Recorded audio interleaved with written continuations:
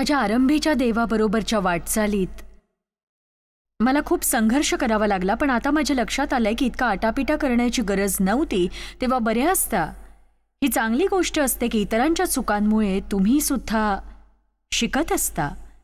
आज मी तुम्हाला सांगणार आहे देवाबरोबरच्या जवळकीविषयी, कारण देवासोबत तुमचं नातं जितकं जवळचं असतं, जितकं खोल असतं आणि जितकं व्यक्तिगत असतं, म्हणजे फक्त तुम्ही आणि देव असा सगळा मामला असतो, म्हणजे तुमचं देवाबरोबरचं नातं अगदी सखोल असतं, तेव्हा सैतानाला तुमची भीती वाटते.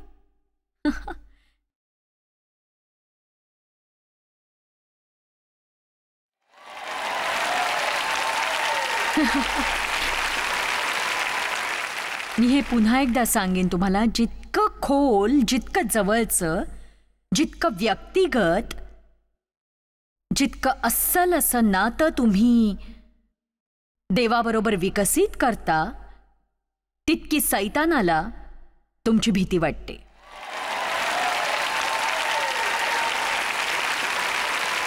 मला नाही वाटत सैतानाला फार काळजी वाटत असेल जेव्हा तुम्ही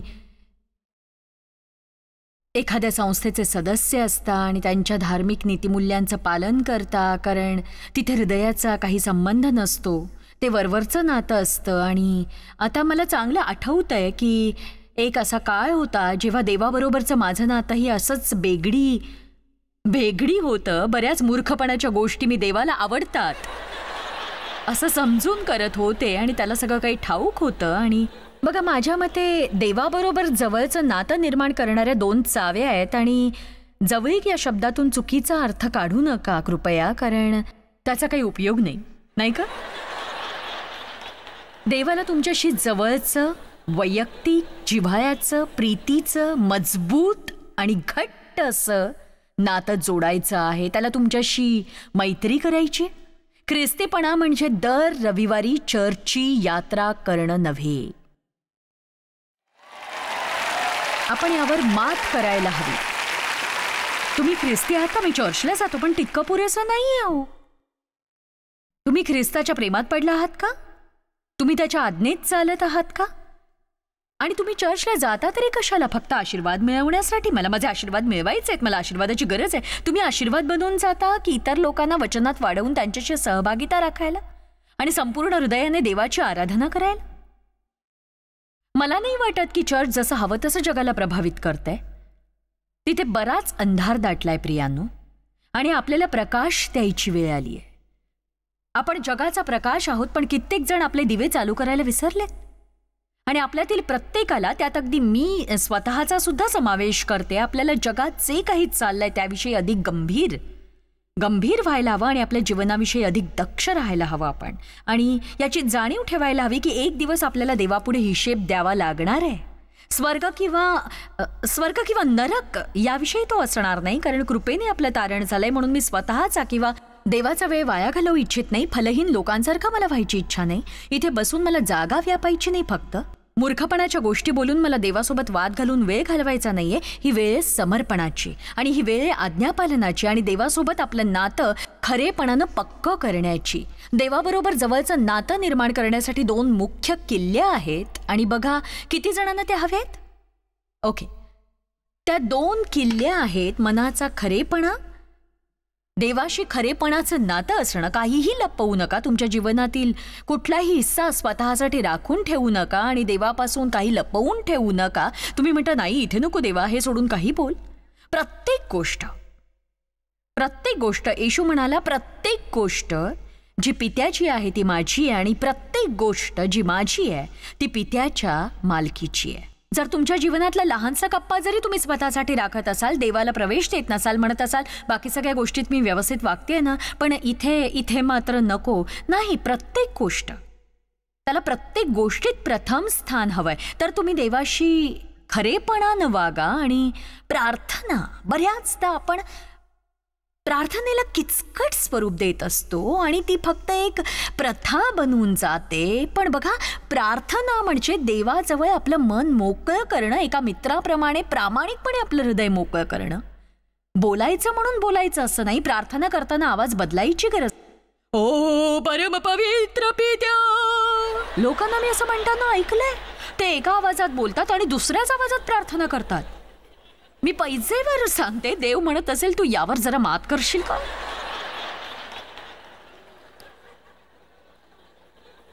मी आहे देवा, मी आहे पुन्हा जॉयस. सत्य आणि वेळ. देवाबरोबर जवळीक साधण्यासाठी तुम्हाला तुमचा वेळ खर्च करावा लागेल आणि तुम्हाला या क्षणी सांगू शकते, जर तुम्ही या गोष्टी करायला तयार नसाल तर तुम्ही तुमच्या जीवनात एका गोष्टीला नेहमी मुकत राहाल आणि त्या गोष्टीचं शल्य तुम्हाला बोचत राहील. कारण जर तुमच्या जीवनात देवाला प्रथम स्थान नसेल तर तुम्ही समाधानी नसणार कधीही. आपल्या प्रत्येकात देवाच्या आकाराची पोकळी आणि त्यात देवाशिवाय काहीच असू शकत नाही. तुमच्या कामातलं पद ती भरू शकत नाही. तुमचा प्रियकर किंवा प्रेयसी नाही, पती किंवा पत्नी नाही, मूल नाही, मित्र नाही, तुमची कुठली पदवी नाही, तुमचं धन नाही, गाडी बंगला नाही, काहीच त्यात बसणार नाही. फक्त देव. जे काही देव आपल्याला सांगतो ते आपल्या हिताचं असतं. आता बघा, विश्वासी या नात्याने आपल्याजवळ प्रचंड सामर्थ्य असतं असं मला आढळलं आहे. बघा, मी बरीच वर्ष नामधारी चर्चला जात होते, त्यामुळे मी एक पराजित जीवन जगत होते. मी स्वर्गाच्या वाटेवर असलेली व्यक्ती होते, पण माझ्या जीवनात आनंद नव्हता ज्याची मला गरज होती आणि त्याचा खापर मी इतरांवर फोडायचे. माझ्या मते या जगातली सगळ्यात मोठी शोकांतिका आहे एक ख्रिस्ती व्यक्ती असणं. ऐकलत का तुम्ही? खरं तर असमाधानी ख्रिस्ती असणं हाच एक फार मोठा विरोधाभास आहे. म्हणजे या दोन गोष्टी एकाच वाक्यात असताच कामा नयेत असं मला वाटतं. कारण जे काही ख्रिस्ताशी निगडीत असतं त्यात खरं सुख असतं. आपल्या पापांची क्षमा झाली आहे, तुम्हाला नवी सुरुवात मिळाली आहे, तुम्ही ख्रिस्तामध्ये नवी उत्पत्ती आहात, तुम्हाला आशा आहे. बघा, याचा अर्थ असा नाही की समस्या असणारच नाही, पण आपल्याकडे जिवंत देव आहे. लोक नेहमी असं म्हणतात, आम्ही यातून जातोय, आम्ही त्यातून जातोय. प्रभूचे आभार माना की तुम्ही जाताय. मध्येच कुठेतरी अडकून पडला नाही आहात जिथून निघणं कठीण आहे. मीही अशीच होते, मी यातून जाते, मी त्यातून जाते. एक दिवस प्रभू म्हणाला, तू यातून चालली आहेस तर आनंद कर. प्रभूचा धन्यवाद असो, मी त्याच्यासह संकटातून जाते. संकटातून जात असताना त्याच्याशिवाय कुणी नाही. तुमच्या जीवनात समस्याच असतील आणि देवच नसेल तर काय होईल तुमचं सांगा मला? ते चांगलं नसेल. आमेन. आणि म्हणून देवासोबतच्या आपल्या नात्याचा गांभीर्याने विचार करा. देव आपल्याला सामर्थ्य देतो, पण ते मिळतं ते त्याच्या जवळ गेल्याने. मी अनेक वर्ष सैतानावर ओरडत होते, म्हणजे मी त्याला इतक्या मोठ्याने धमकवायचे की माझा घसाच बसायचा, तरीही मला विजय मिळत नव्हता. आणि एके दिवशी देवाने माझे डोळे उघडले. जेव्हा मी प्रार्थनेच्या नावाखाली अक्षरशः ओरडत होते, प्रार्थनेत मी फक्त ओरडायचे, देव म्हणाला की हे काय करतेस तू? आणि तो म्हणाला की येशूने आत्मिक युद्ध कसं जिंकले याचा अभ्यास कर तू. त्याला सैतानाची समस्या नव्हती. जिथे कुठे येशू जायचा तिथून तो निघून जायचा. जिथे कुठे मी संदेश द्यायला जाईन तिथे मला सैतानाने असायला नकोय, कारण मी जेव्हा जेव्हा तिथे जाईन सैतान तिथून निघून जायलाच हवं. आमेन. आणि तुम्ही कामावर जाता तेव्हा सैतानाने लपायला हवं.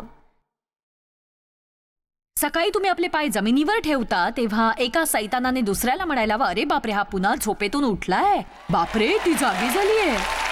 असं म्हणू नका की तो सैतान आणि तो सैतान आणि तो सैतान सैतान सैतान. आपण सैतानाविषयी खूप बोलतो, पण जर आपण येशूच्या जीवनाकडे पाहिलं तर लक्षात येईल की त्याला सैतानाची समस्या मुळीच नव्हती. तो प्रत्येक युद्ध जिंकला आणि प्रत्येक मोहावर त्याने जय मिळवला. त्याच्या जीवनातून तुम्हाला उत्तेजन मिळेल. पण बघा, मी याविषयी शिकवणार नाही, ही वेगळी मालिका आहे पूर्णपणे. एक गोष्ट लक्षात येईल तुमच्या, तो जास्तीत जास्त वेळ पित्यासोबत घालवायचा. तो नेहमीच पित्यासोबत असायचा. आपण देवासोबतचं आपलं नातं दृढ करायला हवं. आणि जर मी तुम्हाला सांगितलं, जर तुम्ही सर्व सत्याने जगाल, मी म्हटलं तुमच्यापैकी किती जणांना नित्यनेमाने देवासोबत सहभागितेचा समय घालवणं कठीण जातं, त्यासाठी स्वतःला शिस्त लावणं कठीण होतं. कदाचित प्रत्येक हात सहज वर येईल. आणि जर सैतान या गोष्टीपासून रोखण्यासाठी युद्ध करतो तर मग आपण ते का करत नाही? ते महत्वाचं का नाही वाटत तुम्हाला सांगा मला? बघा, मी लोकांना नेहमी सांगत असते, तुम्ही सकाळी उठून माझा कार्यक्रम पाहता ते चांगलं आहे, पण माझ्यासाठी देवाचा व्यापार करू नका. ऐकलत का तुम्ही? असं समजू नका की तुम्ही टीव्हीवरचा एखादा संदेश ऐकला म्हणजे देवासाठी वेळ दिला. तुम्ही या सभेला आलात आणि 2 दिवस वास्तव्य केलं याचा मला आनंद आहे. रविवार सकाळच्या आराधनेला मी इथे सकाळी 9:45 हजर असेन. तुम्ही तुमच्या चर्चला जाऊ शकता, तिथे विश्वासू राहा. संध्याकाळी 6 वाजता मी पुन्हा इथे येईन. तुम्हाला इथे आमंत्रण आहे, पण तरी तुम्ही देवासोबत वेळ घालवा. मला वाटतं तुम्ही सकाळी उठण्याचे थोडे कष्ट हे घ्यायलाच हवेत आणि इथे येण्यापूर्वी देवासोबत वेळ घालवायला हवा. आमेन. तुम्ही आपल्या नोट्स तयार करा आणि मग तुम्ही देवासमोर येऊन बसा आणि त्या नोट्स नीट वाचा. कशासाठी ठाऊक आहे? आम्ही तुम्हाला तुमच्या जीवनासाठी फक्त तुकडे देणार आहोत आणि एक तुकडा तुम्हाला आज मिळेल, एक उद्या सकाळी, एक उद्या संध्याकाळी, शनिवारीही. काही जण शिक्षणासाठी अगदी सकाळी येऊ शकतात, पण तुम्हाला सगळं काही तुकड्यांमध्ये मिळेल. पण जोवर तुम्ही देवाकडे जात नाही तोवर हे असंच असेल. मग प्रभूला म्हणा की मला वचनाचं मोठं ज्ञान मिळालं आहे, पण त्याचं कार्य माझ्या जीवनात व्हायला हवं. म्हणून प्रभू मी ते तुझ्या पुढे आणतो, कारण तुझ्याशिवाय कार्य होणं अशक्य आहे आणि तू तुझ्या सेवकांना दिलेल्या दानांबद्दल मी तुझे उपकार मानतो, पण ते तुझी जागा कधीही घेऊ शकत नाहीत. म्हणून तू हे माझ्या जीवनात घाल आणि त्याचं कार्य कर आणि त्यावर मला प्रकटीकरण दे. असं समजू नका की तुम्ही काही संदेश ऐकले म्हणजे घरी जाऊन जग बदलण्याची योजना आखू शकता, कारण आता तुम्हाला थोडी अधिक माहिती मिळाली आहे म्हणून. बघा, आपली सगळ्यात मोठी समस्या ही आपल्याला सत्य जाणायचं असतं आणि ते आपण अगदी झटपट आणि भरपूर प्रमाणात ऐकत असतो आणि आपल्याला ते हवं असतं. म्हणजे बघा, मग ते दूरदर्शनच्या माध्यमातून असो, रेडिओच्या असो, सीडीज, डीव्हीडीज, विविध माध्यमातून संदेश मिळू शकतात. तुम्ही 20 वेगवेगळे संदेश 5 दिवसात ऐकू शकता. पण आपल्याला ठाऊक असतं की त्यातील गोष्टी आपल्या वास्तविक जीवनात उतरत नाहीत, कारण त्यावर आपल्याला मनन करावं लागतं, अभ्यास करावा लागतो. त्या गोष्टींना आपल्या हृदयात जागा द्यावी लागते, नीट ऐकावं लागतं. कारण जेव्हा तुम्ही नीट ऐकता तेव्हा तुम्ही म्हणता याचीच मला गरज होती आणि माझ्या जीवनालाही. मग तुम्ही त्यावर आपले नोट्स काढा. मग त्यावर तुम्हाला सखोल अभ्यास करावा लागेल आणि मग प्रभूकडे जाऊन तुम्हाला म्हणावं लागेल की प्रभू मला यावर सखोल अभ्यास करायचा आहे, मला हे शिकायचंय, समजून घ्यायचंय, यात वाढायचंय. तूच मला सांग, प्रकाश दे आणि मला बायबलमधल्या अशा वचनांचा अर्थ जाणून घ्यायचा आहे. व्यक्तिगत अभ्यासाला पर्याय नाही. जे तुम्हाला वचन भरवतात त्यांना तुम्ही वैयक्तिक अभ्यासाचा पर्याय समजून दुर्लक्ष करू नका. आमेन.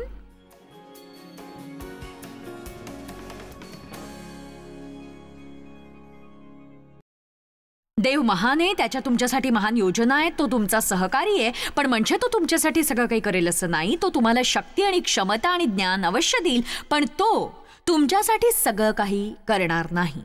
तुम्हाला कष्ट घ्यावेच लागतील, ते सुद्धा सातत्याने घ्यावे लागतील. त्यात तुम्हाला टिकून राहावं लागेल, मध्येच सोडून देता येणार नाही. जीवनातील काही गोष्टी तुम्हाला सोडून द्याव्या लागतील आणि तुम्हाला न आवडणाऱ्या काही गोष्टी कराव्या लागतील. तुम्हाला आवडणाऱ्या गोष्टी सोडून द्याव्या लागतील. पण त्या प्रत्येक गोष्टीमुळे तुम्ही नंतर इतके सुखी व्हाल की तुम्हाला त्याची कल्पनाही येणार नाही. कोणतीही शिस्त वर्तमान काळी आनंदाची वाटत नाही, पण नंतर त्यामुळे मिळणारं फळ अद्भुत असतं. कारण ठाऊक आहे, कुणीतरी तुमची जीवापाड काळजी घ्यायला लागलेलं असतं आणि ते नंतर कधीतरी होणार असतं. वेळ कुणासाठीही थांबत नाही. हालेलुया. इफिस्करास अध्याय 6 वचन 10. मी तुम्हाला वचनातून दाखवू इच्छिते की देव तुमच्यासाठी लढाई करेल जर तुम्ही त्याच्यासोबत घट्ट नातं स्थापित करायचं असं ठरवलं तर. शेवटी प्रभूमध्ये व त्याच्या प्रभावी सामर्थ्याने बलवान होत जा. प्रभूच्या सामर्थ्याने बलवान. हा आणखी एक मार्ग आहे देवाबरोबर खोल, घट्ट, जवळचं आणि वैयक्तिक नातं निर्माण करण्याचा.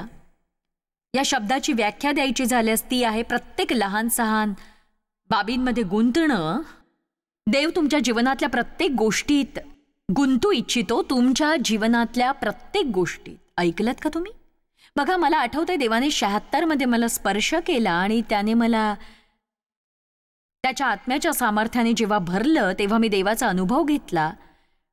आणि ठाऊक आहे बघा, देव आपल्याशी बोलतो आणि मला ठाऊक आहे की हे ऐकून काही जण खूप अस्वस्थ होतात आणि मला याची कल्पना आहे, कारण आधी मी सुद्धा अगदी तशीच होते.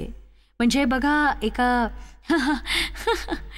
एका सभेमध्ये मी याविषयी बोलत होते. म्हणजे मी लोकांना देवाच्या बोलण्याविषयी सांगत होते आणि मी असं म्हटलं, देव म्हणाला, आणि त्यावेळी एक माणूस उठला आणि माझी चूक सुधारू लागला. पण मी काही लोकांना गोंधळात टाकत नाहीये, कारण बायबल वाचताना देव आपल्याशी बोलतो हे तुम्हाला ठाऊक नाही का?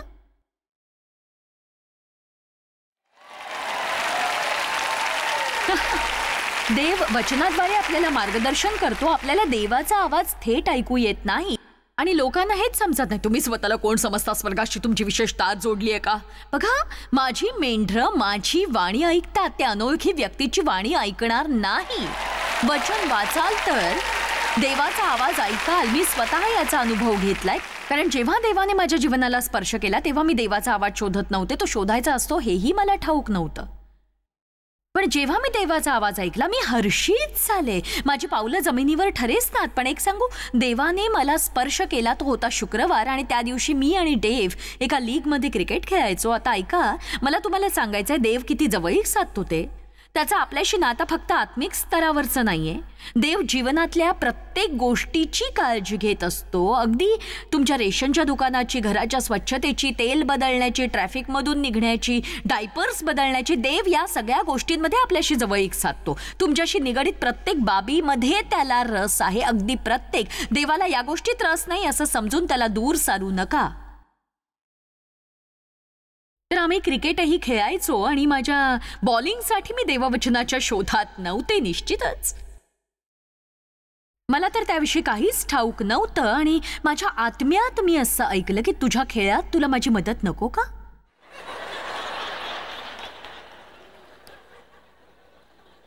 मी नाही तसं करणार. पण म्हणजे माझी मानसिकता अशी होती की देव आत्मिक गोष्टींपुरता आणि खूप मोठ्या संकटांपुरताच मर्यादित आहे हे मी लक्षात घ्यायला हवं. पण क्रिकेट? आणि मग मला असं ऐकू यायचं की बघ, तुझे केस सारखे करायला माझी मदत घेऊन तू सुखी का नाही होते सांग मला. पण मला याची मुळीच कल्पना नव्हती. बघा, लक्ष देऊन ऐका, तुम्हाला कल्पना नाहीये देवाबरोबर तुमचं नातं किती अद्भुत होईल जर तुम्ही लक्षात घेतलं की देवाला तुमच्या जीवनातल्या प्रत्येक लहान सहान क्षेत्रात रस आहे. मला काय म्हणायचंय ते समजून घ्या तुम्ही.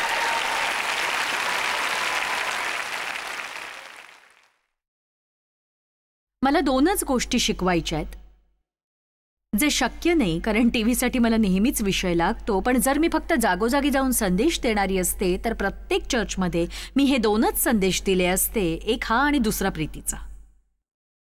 कारण बायबल हेच म्हणतं की ही सगळ्यात महत्वाची आज्ञा आहे की तू आपला देव परमेश्वर याजवर सर्व मनाने, संपूर्ण जीवाने, संपूर्ण हृदयाने, संपूर्ण शक्तीने, आपल्या सर्वस्वाने अगदी भरभरून प्रीती कर. आणि दुसरी आज्ञा आहे की आपणावर तशी आपल्या शेजाऱ्यावर प्रीती कर. चर्च खूप काम बाकी आहे. आपल्याला पुष्कळ गोष्टी नीट करायच्या आहेत आणि आपल्याला आता वाढायचंय. आमेन. तुम्हाला याची जाणीव व्हायला हवी की देवाला तुमच्या जीवनातल्या प्रत्येक क्षेत्रात सहभागी व्हायचंय. त्याला दूर सारण्याचा प्रयत्न करणं सोडा. तुमच्या जीवनाचे आत्मिक आणि ऐहिक असे हिस्से करू नका. ज्यात देव असतो ते सगळं काही पवित्रच असतं. किराणा दुकानात जाणंही चर्चला जाण्या इतकंच पवित्र असू शकतं, सोबत देव असेल तर. तुम्ही जिथे जिथे जाल तिथे लोकांना वचनातून प्रोत्साहन द्याल, लोकांच्या चेहऱ्यावर स्मितहास्य फुलवाल, लोकांचं दुःख काही अंशी कमी कराल, त्यांच्या गरजा भागवाल, मदत करायला तत्पर असाल. बाहेर जा आणि देवाचे हेर बना. आमेन. मग तुम्ही स्वतःच्या जीवनाविषयी इतके उत्साही असाल की विचारूच नका. तुम्हाला ध्येय असेल. माझा ध्येय आहे माझा प्रकाश चमकावा. माझा ध्येय प्रत्येकाच्या मुखावर हास्य फुलवावं. रोज सकाळी उठून माझ्या मनासारखं घडलं नाही म्हणून चिडचिड आणि तणतण करणं माझं ध्येय नाही. माझं तारण टिकवण्यासाठी देवाला लाच देणं हे माझं ध्येय नाहीये. किंवा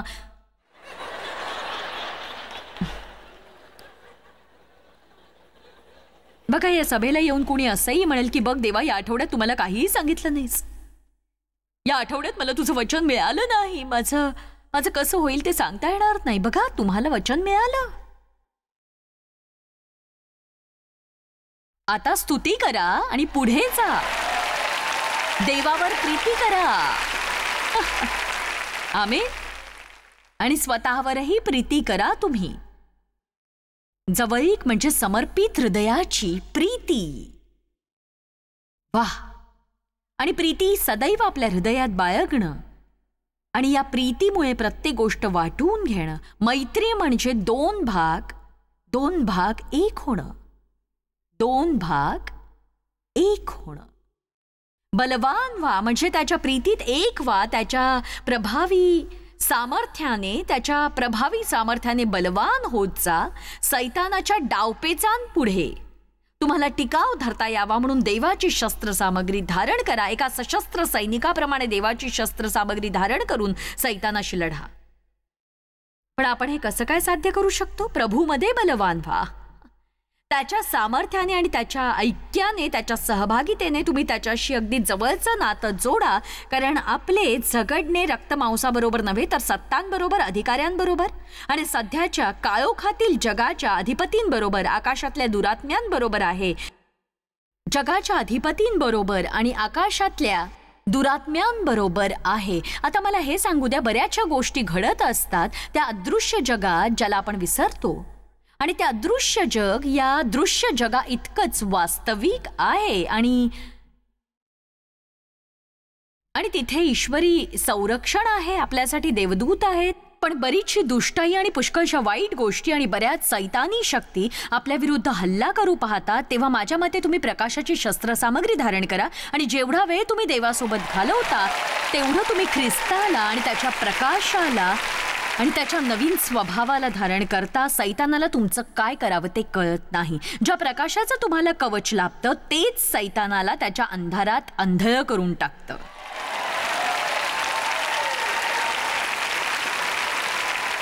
तुम्हाला कुणी दुखावलं असेल, देवासोबत वेळ घालवा.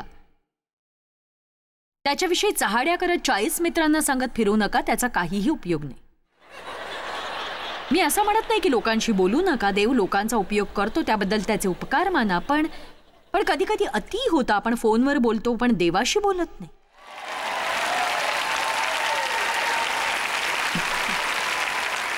तुम्हाला सर्वोत्तम मित्र आहेत. तुम्हाला निराश वाटतं तेव्हा प्रथम देवाकडे जा. रागाने बेभान होता आणि एखाद्याची क्षमा करायची असते पण ते करणं कठीण वाटतं तेव्हा देवाकडे जा. देव तुम्हाला त्यासाठी शक्ती आणि बुद्धी देईल. तुम्ही म्हणाल, प्रभू तुम्हाला कृपा पूर्वेपर्यंत मी तुझ्या समोरून हटणार नाही. मला तुझी इच्छा पूर्ण करायची आहे आणि तुला आवडेल असं मला लोकांना वागवायचं आहे. खरंच देवा. पण तुम्हाला प्रार्थना करावी लागेल. त्यासाठी तुम्ही विशिष्ट ठिकाणीच जायला हवं असं काही नाही. एखाद्या मॉलच्या बाथरूममध्ये सुद्धा तुम्ही प्रार्थना करू शकता. माझ्या नवऱ्याला नवीन जन्माचा अनुभव मिळाला. तो 18 वर्षाचा असताना, ते सुद्धा कामातल्या बाथरूममध्ये. देवाच्या कार्यात पॉटी येऊ शकत नाही. क्षमा करा, मी रोखू शकले नाही. कदाचित त्याबद्दल मला ताडण होईल, सांगू शकत नाही. पण मला देवाचा अपमान करायचा नाहीये. मला इतकंच सांगायचंय की देव खरंच इतका पवित्र आणि अद्भुत आणि इतका महान आणि इतका सामर्थ्यशाली आहे की तो आपल्यापर्यंत आपण आहोत तिथे यायला कचरत नाही. तो म्हणतो की मी तुझ्याकडे आलोय. तुझ्यावरच्या प्रेमाखातर मी तुझ्या जवळ आलोय. आणि तो म्हणतो मी तुला सोडणार किंवा टाकणार नाही. बघा, मी पृथ्वीच्या अंतापर्यंत तुझ्याबरोबर सदोदित आहे. बघा, आपल्याला इतकं मिळून सुद्धा आपण इतके अंध होऊन जातो कधी कधी. खरंच इतका झगडा करतो की असं वाटतं की प्रभू येशू येईपर्यंत आपल्या हातून काहीही होणार नाही. फक्त तोडगा हवा असतो.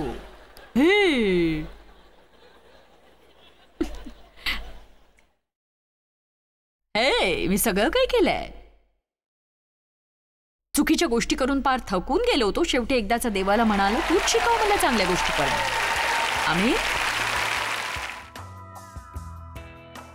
लक्षात ठेवा, देव वाट पाहतोय आपण त्याच्यासोबत जवळीक साधायला किती उत्सुक आहोत याची. जितकं आपण देवाच्या जवळ राहू तितकं आपलं जीवन तृप्त असेल.